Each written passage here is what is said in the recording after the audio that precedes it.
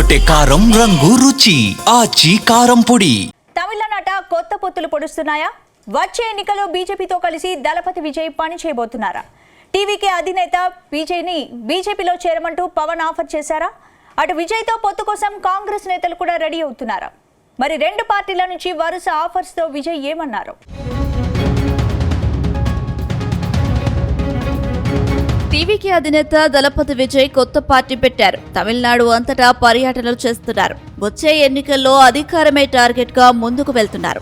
ఈ నేపథ్యంలోనే గత 27న భారీ ర్యాలీ ఏర్పాటు చేశారు. అయితే ఆ కార్యక్రమానికి విజయ్ ఆలస్యంగా వచ్చారు. దాంతో అక్కడ తొక్కిసలాట జరిగింది. ఈ ప్రమాదంలో 40 మంది వరకు చనిపోయారు. మరికొందరు తీవ్రంగా గాయపడ్డారు. ఈ ప్రమాదానికి విజయ్ కారణమంటూ డీఎంకే ఆరోపిస్తుంది. అయితే విద్యుత్ సరఫరా నిలిపివేయడం, రాళ్లు విసరడంతోనే ఈ తొక్కిసలాట ఘటన జరిగిందని టీఎంకే అధినేత ఆరోపించారు. త్వరలోనే వారిని విజయ్ పరామర్శించేందుకు రెడీ అవుతున్నారు. ఈ నేపథ్యంలోనే దళపతి విజయ్ను ఎన్డీఏలో చేరమని AP deputy CM Pawan Kalyan bumper offer ఇచ్చినట్టు తెలుస్తుంది.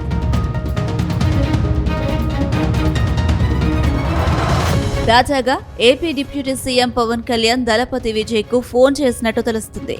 విజయ్ను ఎన్డీఏలో చేరమంటూ పవన్ ఆహ్వానించినట్లు సమాచారం. త్వరలో తమిళనాడులో జరిగే ఎన్నికల్లో ఒంటరిగా పోటీ చేస్తే గెలవడం కష్టమని, అందుకే తమతో కలిసి నడవాలంటూ ఆఫర్ ఇచ్చినట్టు తెలిసింది.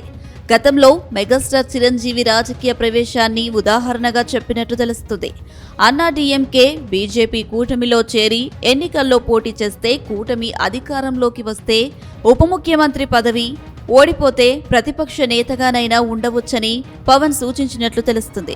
ప్రస్తుత పరిస్థితులు దృష్టిలో ఉంచుకొని రాజకీయ మనుగడ కోసం సరైన నిర్ణయం తీసుకోవాలని పవన్ సూచించారని తెలుస్తుంది. అయితే పవన్ సలహాపై విజయ్ కూడా పునరాలోచనలో పడ్డారని ప్రచారం సాగుతుంది.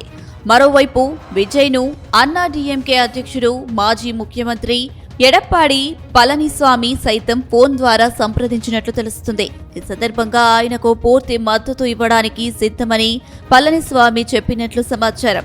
ఇదే సమయంలో ఎన్డీఏ కూటమిలో చేరాలని కూడా విజయ్ను ఆహ్వానించినట్లు ప్రచారం సాగుతుంది.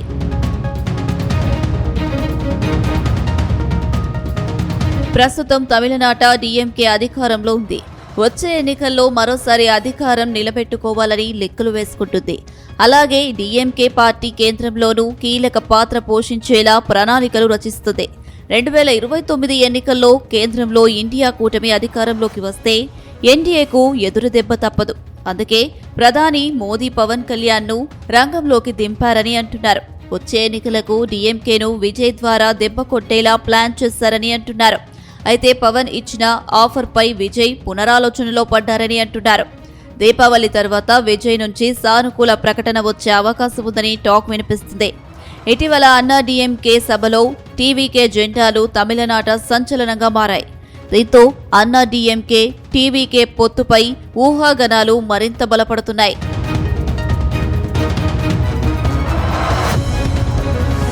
మరోవైపు కరూర్ ఘటన తర్వాత విజయ్కు కేంద్ర బీజేపీ నేతలు మద్దతుగా నిలబడ్డట్టు తెలుస్తుంది. అంతేకాకుండా ఈ ఘటనపై విచారణ జరిపేందుకు 6 సభ్యుల బృందాన్ని తమిళనాడుకు పంపించారు. అటు కేంద్ర ఆర్థిక మంత్రి నిర్మలా సీతారామన్ స్వయంగా కరూర్ వెళ్లి బాధితులను పరామర్శించారు. మరోవైపు తొక్కిసలాటకు విజయ్ను పూర్తి బాధ్యుడిగా చేస్తూ డీఎంకే పార్టీ ఆరోపించింది. అంతేకాదు ఘటన జరిగిన వెంటనే కేసు సైతం నమోదు చేశారు. అయితే డీఎంకే పార్టీ ప్రకటనను బీజేపీ నేతలు తప్పుపట్టారు. ఈ విషయంలో డీఎంకేను ఎదుర్కోవడంలో తాను ఒంటరివాడు కాదని, తాము అండగా ఉంటామనే భరోసాను ఇచ్చారు. సహనంతో ఈ విపత్కర పరిస్థితుల నుండి బయటకు వచ్చి డీఎంకే కుతంత్రాలను ఎదుర్కోవాలని సూచించింది.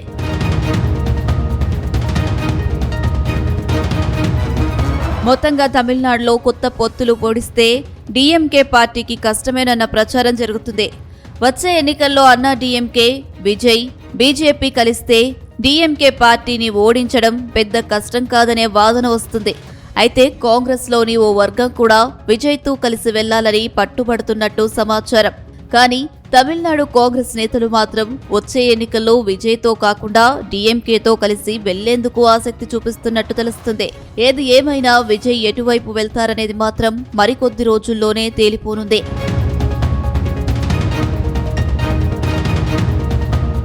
గుమగుమల వంటలే వంటలే తెరకొట్టే కారం రంగు రుచి ఆచి కారం పొడి.